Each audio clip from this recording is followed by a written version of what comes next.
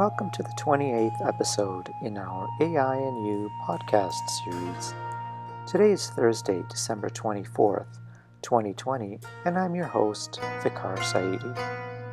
I'm a computer scientist, an engineer, a lecturer, and a consultant. I'm also the author of several books.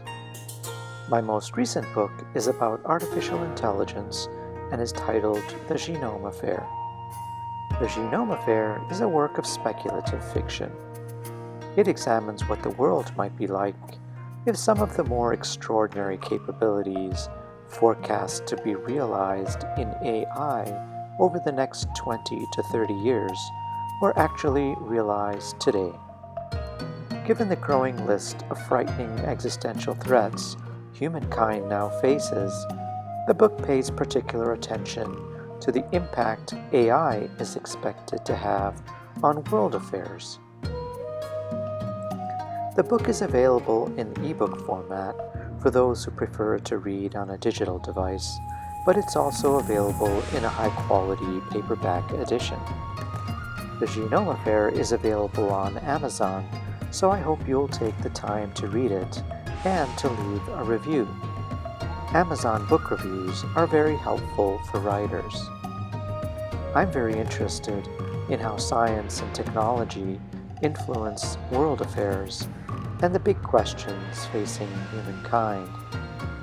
Studying at the confluence of the four academic disciplines of human history, political thought, science, and technology offers a deep understanding and teaches important lessons of how advances in human endeavor have influenced and impacted civilization. I'm available to give talks on artificial intelligence and its related technologies, and on the impact AI is expected to have, or is already having, on our world. If you'd like to get in touch with me to arrange a web-based event or consulting meeting with your company or organization, you can find my contact info in the podcast notes below. Please make sure to subscribe to my channel, like the video, and share it if you find the content valuable. Thank you. And now, on to today's podcast. In our last podcast, episode 27, I spoke about how artificial intelligence and cyber espionage is a growing risk and a significant vulnerability for governments and enterprises around the world. In today's podcast, episode 28, I'll be talking about artificial intelligence and deepfake videos. Let's get started. Artificial intelligence and its related technologies continue to have a powerful impact on governments and societies around the world. AI's growing influence in deepfake videos, facial recognition, lethal autonomous weapons systems, social media, surveillance capitalism, and in so many other areas will continue to pose serious challenges to democracy and the rule of law in developed economies, while simultaneously strengthening the hand of authoritarians in Brazil, China, Eastern Europe, India, as well as in Russia. In 2021, a growing proportion of videos available on the internet will be partially or completely generated by AI. Much of this will be benign and entertaining, but we can also expect an increasing number of malicious or deepfake videos which attempt to portray people saying or doing things that they didn't actually say or do. To a lesser extent, this capability has existed for many years in the film industry through the use of advanced computer graphics. But we are now seeing the application of readily available artificial intelligence agents that can quickly enable the development of nefarious content. which can then be distributed by an ever-increasing domain of malicious actors. This application of AI in malicious videos began in 2017, and initially it seemed to heavily target women.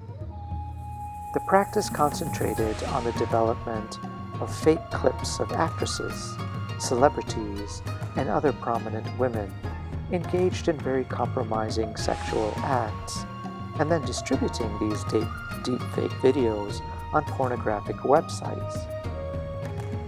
This practice has been dramatically expanded since 2017 and continues to proliferate, with hundreds of thousands of such videos now in circulation. By 2022, it is expected that there will be 750,000 such videos in circulation on the internet. We are also beginning to see deepfake AI-enabled videos being used to perpetrate fraud and to cause political damage to candidate campaigns. These fakes can quickly circulate millions of times before they are recognized as fakes and can then be taken down. By this time, it can be too late, with the political damage considerable and very difficult to reverse. Such videos can seem to be showing a politician giving a speech or making public comments or commitments that go against campaign promises, or it can show them in compromising situations, and so on. The possibilities are really quite endless, and the quality and the convincing capacity of these videos is increasing daily. In fact, virtually any individual's likeness, personality, and voice can be commandeered in this manner, leaving virtually the entire society vulnerable to the whims of these malicious actors. This, of course, makes it nearly impossible to know which acts of wrongdoing are malicious deepfakes and which are genuine and can lead to a complete loss of trust in society for anything citizens are seeing or hearing.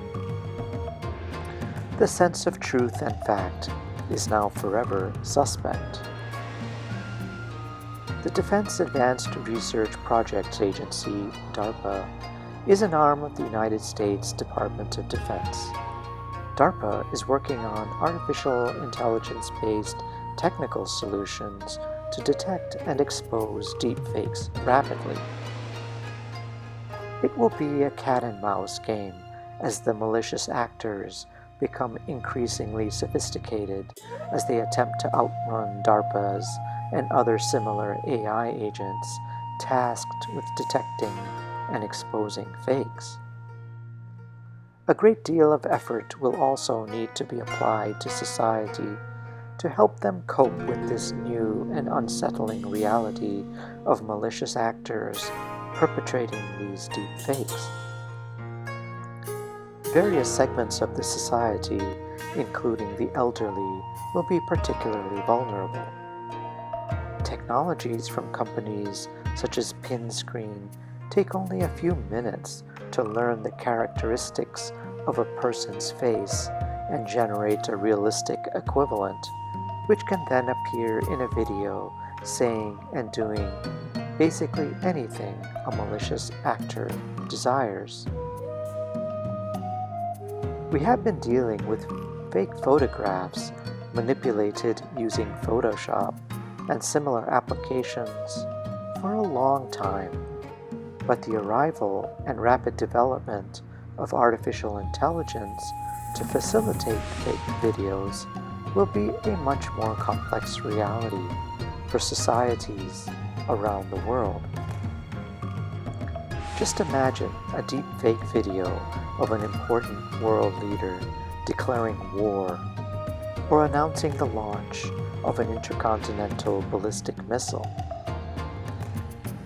As discussed earlier, deepfake videos can be used to manipulate the political and social discourse in a democratic society. But they can also be used to manipulate the electorate during elections, to erode trust in public institutions, to undermine journalism, to spread and deepen social divisions, to compromise public safety, and also do irreparable damage to the reputation of important public authorities, intellectuals, and social leaders, including elected officials and candidates for office. In fact, once the society no longer trusts what it is seeing and hearing, we will face a significant increase in the threat to national security. It was a photograph 30 years ago of a man in front of a tank in Beijing's Tiananmen Square that moved the world. Audio tapes of President Nixon on the phone in 1973 resulted in his impeachment. Photos of shocking scenes from Nazi concentration camps moved the US to act in the middle of the 20th century. But if the society suspects everything they see and hear is fake, then we will have a very serious problem. Thank you for spending some time with me. I'm trying to follow the TED Talk format, and so I'm keeping these podcasts under 20 minutes. Let me know what you think. I hope you'll find these insights into artificial intelligence helpful. And I hope you'll read my new book, The Genome Affair. It's on Amazon. Until next time, then, this has been the AI and You podcast with author Vikar Saidi.